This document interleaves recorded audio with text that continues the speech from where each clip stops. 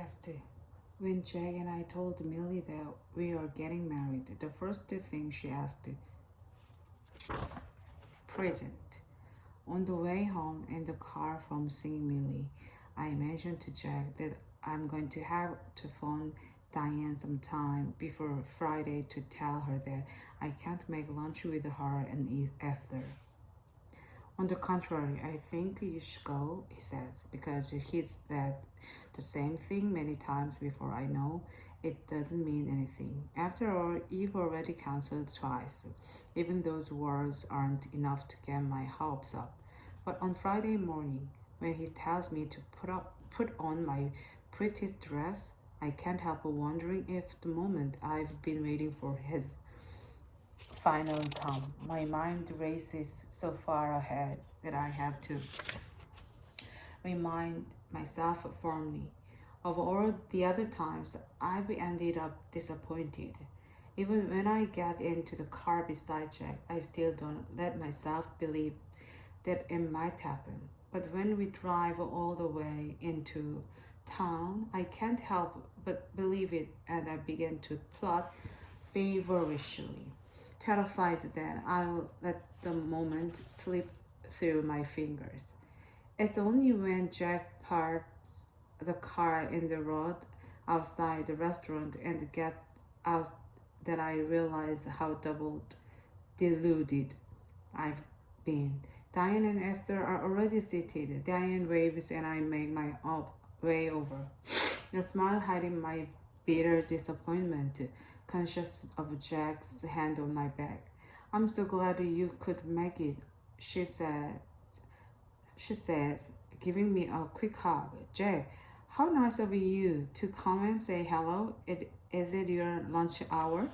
I worked from home this morning, he says, and as I don't have to be in the office until later this afternoon, I was hoping you'd let me get crash your lunch in exchange for me treating you, of course. In that case, you can join us. With pleasure, she laughs. I'm sure it won't be any trouble to add an extra place, especially as it's a table for four. Except that we won't be able to talk about you now, Esther jokes, as Jack purloins a chair from another table. It occurs to me that had she wanted to say anything more damaging, she wouldn't have been able to. Not that it really matters anymore. I'm sure you've got far more interesting things to talk about than me. Jack smiles, placing me opposite Arthur and signaling to the waitress to bring another place setting. And Grace would only have nice things to say about you anyway, so it wouldn't be much fun. Diane sighs. Oh, I'm sure she'd be able to find a few little imperfections. Esther looked at me challengingly. Wouldn't you, Grace? I doubt it, I say. As you can see, Jack is pretty perfect. Oh, come on, he can't be that perfect. There must be something. I furrow my brow, making a show of giving it some thought, then shake my head gratefully. No, sorry, I really can't think of anything unless buying me too many flowers count. Sometimes it's hard to find enough of face to put them in. Beside me, Diane groans. There is not a fourth, Grace. She turns to Jack. I don't suppose you could give Adam a few tips on how to spoil one's wife, could you? Don't forget that Grace and Jack are practically newlyweds compared to all of us. Esther points out, and they don't have children yet.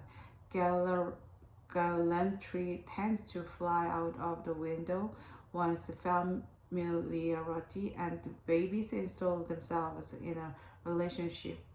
She pauses a moment. Did you live together for long before you got married? We didn't have time to live together, Jack explains. We got married less than 6 months after we met. Esther raises her eyebrows. Gosh, that was quick.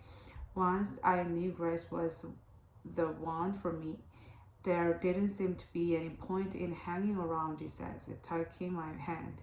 Ether looks over at me, a smiling, playing at the corner of her mouth. And you didn't find any skeletons in the closet until you were married? Not a single one. I tagged the menu the waitress held out to me and opened it eagerly, not only because I want to stop Ether's interrogation of my relationship with Jack, but also because I'm hungry. I scanned the dishes on offer and see that their filet steak comes with mushrooms, onions, and French fries. Perfect. Is anybody having anything remotely fattening? Diane asks hopefully. Ether shakes her head. Sorry, I'm going for a salad. I'm having the filet steak, I tell her, with fries, and I'll probably have the chocolate fudge cake for dessert, I add, knowing that is what she wants to hear. In the case, I'll join Esther in salad and you in the fudge cake, she says happily. Would anybody like wine? Jack asks, ever the perfect host. No, thank you, says Diane, and regretfully I resign myself to an alcohol-free lunch because Jack never drinks during the day. I do love some, says Esther, but only if you and Grace have some too. I won't, says that. I have a lot of to do this afternoon. I will, I tell Esther. Would you prefer red or white? The conversation while we're waiting to be served turns to the local musical festival, which takes place every July and draws people from miles around. We agree that where we all live, we are near enough to be able to attend the festival easily, yet far enough away to not be disturbed by the thousands of people that descend on the town.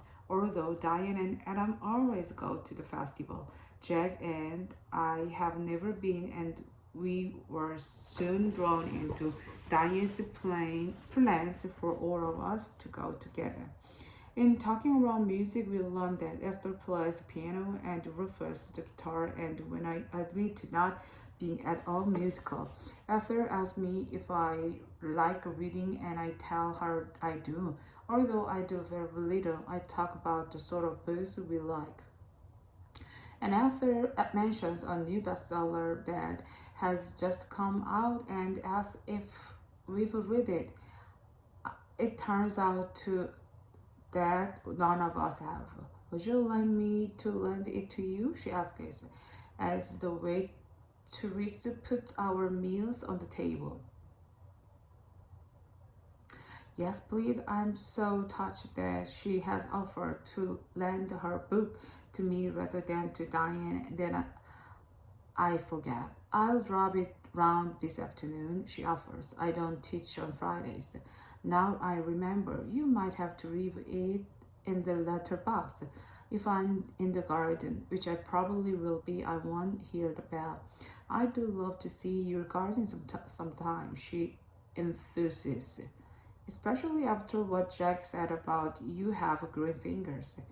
There's no need for you to drive over, said Jack, neatly sidestepping the massive hint she just dropped. Grace can buy the book for herself. It's really no problem as the eyes her salad appreciatively. Gosh, this looks lovely. In fact, we'll go and buy a copy as soon as we finish here. Smith's is just around the corner. Is it just on Friday that you don't work?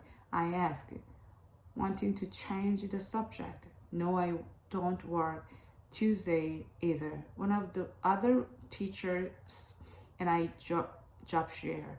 I'd love to be able to do that, says Diane wistfully. It's hard working full time when you've got children, but I'd hate to give up working together, which is the only alternative because my farm haven't heard of job sharing yet. Esther looks over at me. I can't believe you don't miss working. I mean, you had a pretty exciting job before you got married. I busy myself cutting a piece of steak because it's hard being reminded of the life I used to have. Not at all, I have plenty to keep me occupied. So, what are your other hobbies apart from painting, gardening, and reading? Oh, a bit of this and a bit of that, I say, realizing how lame it sounds.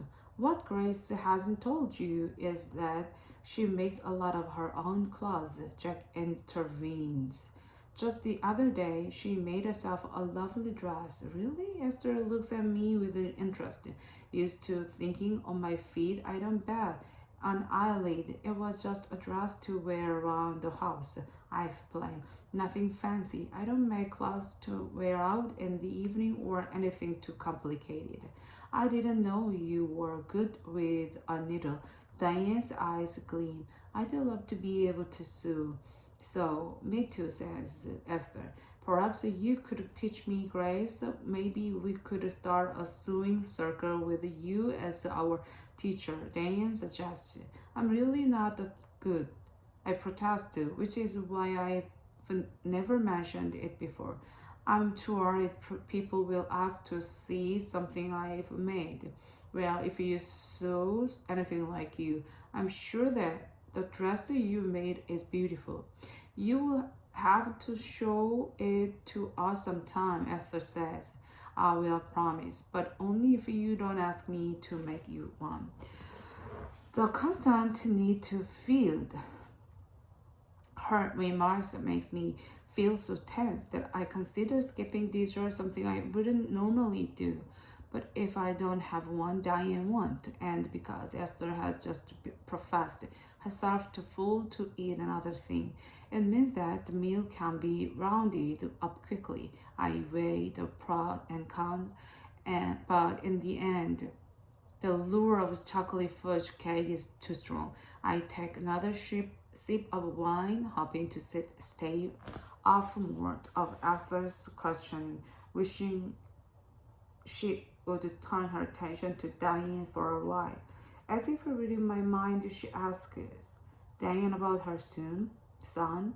His eating habits is one of Diane's favorite topics of conversation, so I get a few minutes reprieve while the conversation revolves around how best to get children to eat festivals they don't like.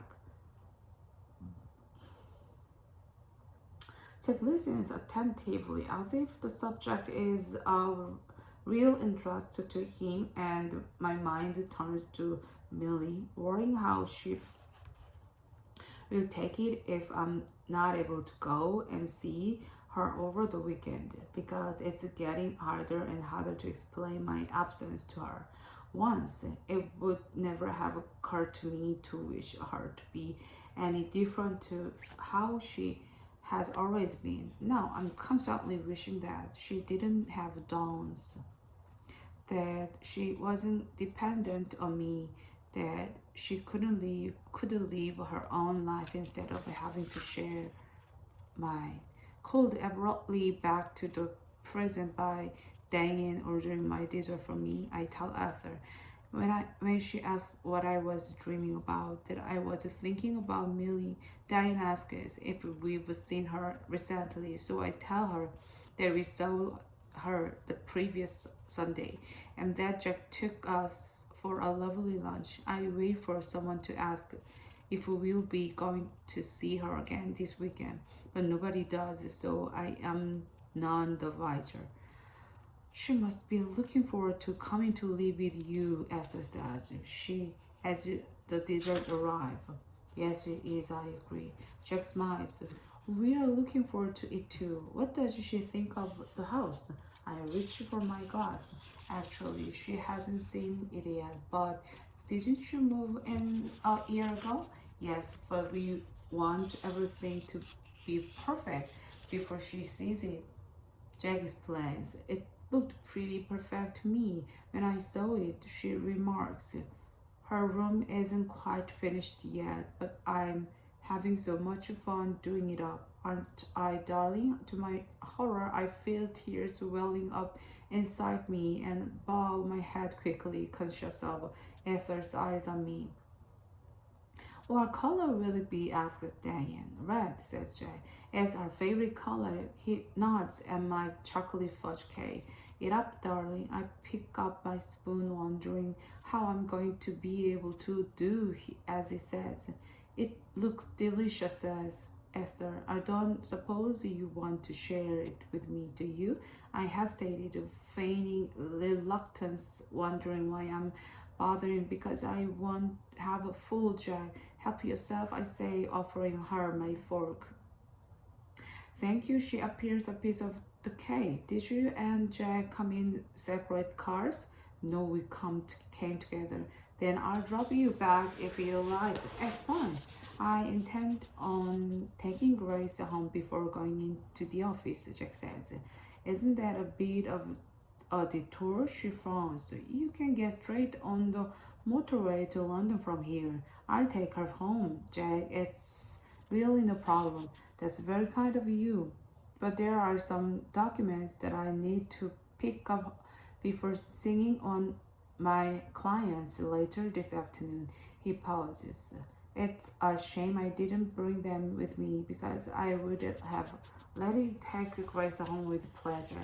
Another time, then, Esther turns me.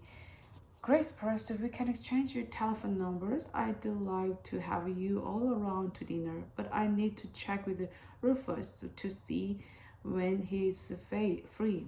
He has a trip to Berlin coming up, and I'm not sure when it is. Of course, I give her our home number, and she taps it into her mobile. And your mobile? I don't have one. She does a double take. You don't have a mobile? No, why not? Because I don't see the need for one. But everybody over the age of 10 and under the age of 8 has one. Well, not me, I said, amused despite myself at her reaction. I know, it's incredible, isn't it? Says Diane. I've tried to persuade her to buy one, but she isn't interested. But how on earth does anybody get hold of you when you're out and about? Wonders Ether. I shrug. They don't. Which is quite a good thing, says Diane dryly. I can't go shopping without Adam or one of the children phoning to ask me to get them something or to find out when I'll be back. The number of times I've been standing at the checkout in Tesco trying to load all my shopping into bags while trying to sort out something at home doesn't bear thinking about. But what if you have a problem, asked Esther, still trying to get her head around it? People managed perfectly well before without mobiles, I point out, yet back in the dark ages. She turns to Jack. Jack, buy your wife a mobile, for God's sake. Jack opened his hands in a gesture of defeat. I'd be only too happy to, but I know that if I did, I wouldn't use it. I can't believe that. Not once she realized how practical they are. Jack's right. I wouldn't. I confirm. Please tell me you have a computer. Yes, of course I do. Then I have your email address? Sure. It's jackangel at court.com. Isn't that Jack's address? It's mine too. She raises her head and looks at me quizzically from across the table. Don't you have your own address? What for? Jack and I don't have any secrets from each other. And if people email me, it's usually to invite us for dinner or something else that concerns Jack too. So it's easier if he sees the message as well, especially as Grace often forgets to tell me things, Jack says, smiling indulgently at me.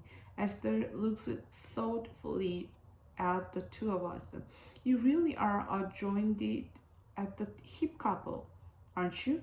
Well, as you haven't got a mobile, I suppose you will have to resort to pen and paper to take my numbers down. Have you got a pen? I know that I don't. I'm not sure, I say, intending to make a show I was looking for one. I reached for my bag, which I had slung over the back of my chair, but she gets there first and hands it to me. Goodness, it feels empty. I tremble not light, I tell her, opening my bag and peering inside. No, sorry, I don't have one. It's all right, I'll get them. Jack takes out his mobile. I already have your home number, Esther from Rufus, so if you just give me your mobile, as she reels it off. I try desperately to commit it to memory, but I get lost somewhere near the end. I close my eyes and try retrieve the last few numbers, but it's impossible. Thanks, Esther, says Jack. I open my eyes and find Esther looking at me curiously from across the table. I write it down for Grace when you get home. Wait a minute, is a 721 or 712 in the middle? Esther furrows her brow. I can never remember which it is. The end is easy enough. 9146. It's the bit before I have problem with. Can you just check, Diane? Diane gets out her phone and locates Ether's number. It's 712 is, she says. Oh yes. 07517129146. Did you get that, Jay? Yes, it's fine, right? Anyone for coffee? But we don't bother because Diane has to get back to work and Esther doesn't want any.